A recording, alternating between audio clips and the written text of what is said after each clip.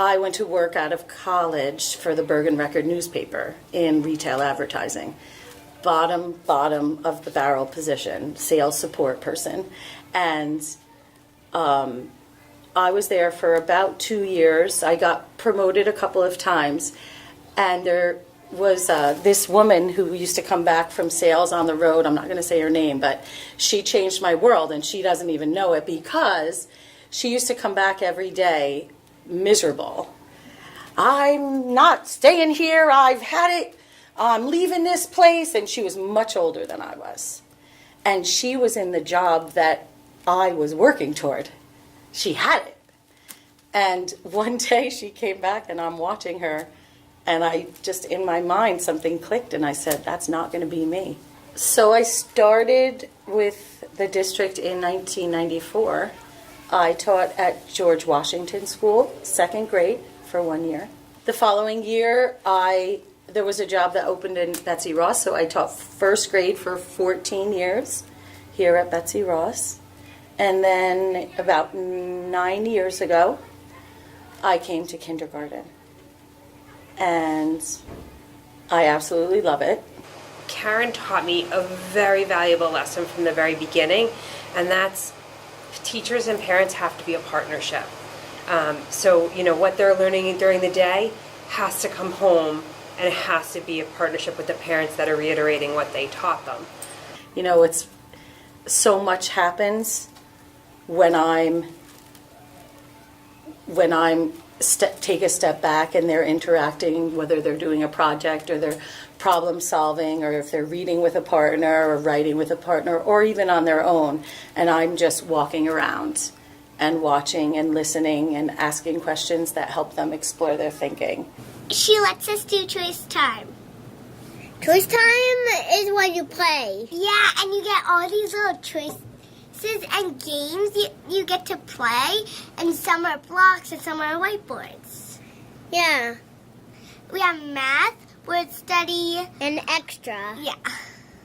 They do as much in here, if not more, than I do, because they are working and talking and interacting and everything that they do, you know. So yes, I help them get there, but it's about them. It comes from them. Well, friends, I hear the lunch crowd starting. There's always those light bulb moments, right, where you try and help a child, and you try and you try different ways, and finally it breaks through.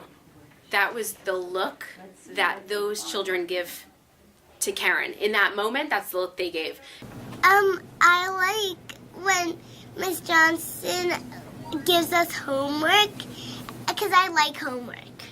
When you walk into Karen's room, number one, the smell hits you, and it's this smell of cinnamon and just like goodness. I can't describe it, but it's just this amazing smell, and you just want to stay in there forever and be with these little people. There's so many things that I love about teaching. I mean, and being here and at Betsy Ross and in Mahwah.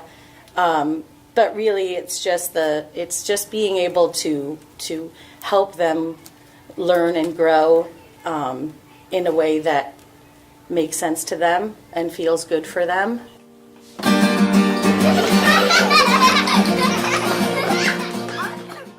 She really puts in her full heart into everything she does. She not only cares about the academic progress of her students, she also is concerned about their emotional well-being and their social well-being. Whether you're close friends that have lunch every day and talk on the phone after school, or just someone that you chat with when you're here, we are always, we have each other. Like right when we met each other, we just felt like we've known each other forever. And it's true. We're like best friends. So it's amazing to have that camaraderie. People, I think, they appreciate her her ability to connect with kids, her kindness, her warmth, and that resonates through the whole building. When I came to Betsy Ross, she's one of those people that, as I was going around and introducing myself, if she could have given me a hug, she would have. Karen, in general, is just the best teacher. You look at her and you're like, she's the best teacher.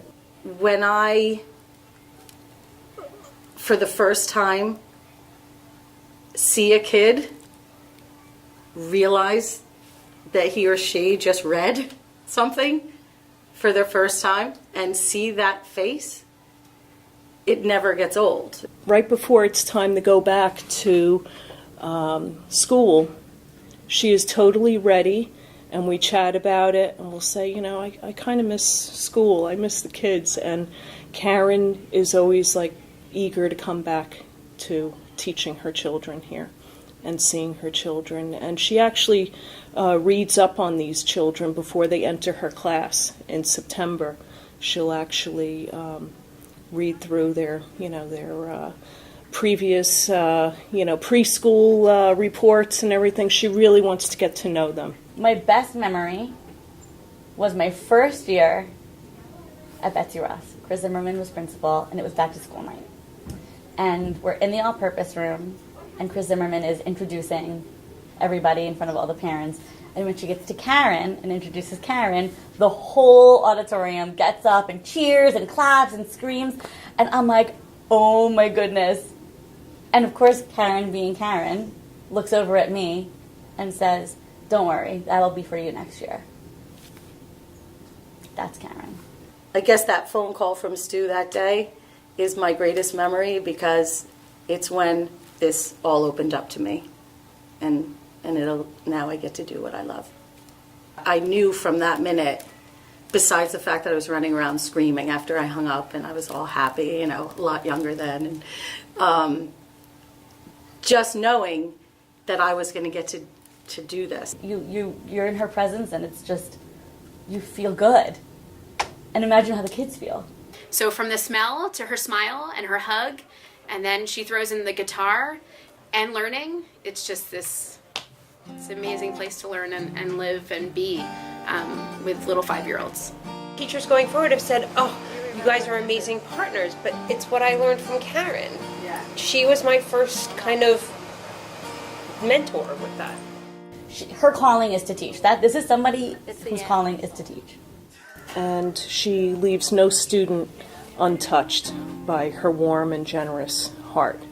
I really do love to come every day here. So I can't imagine being anywhere else.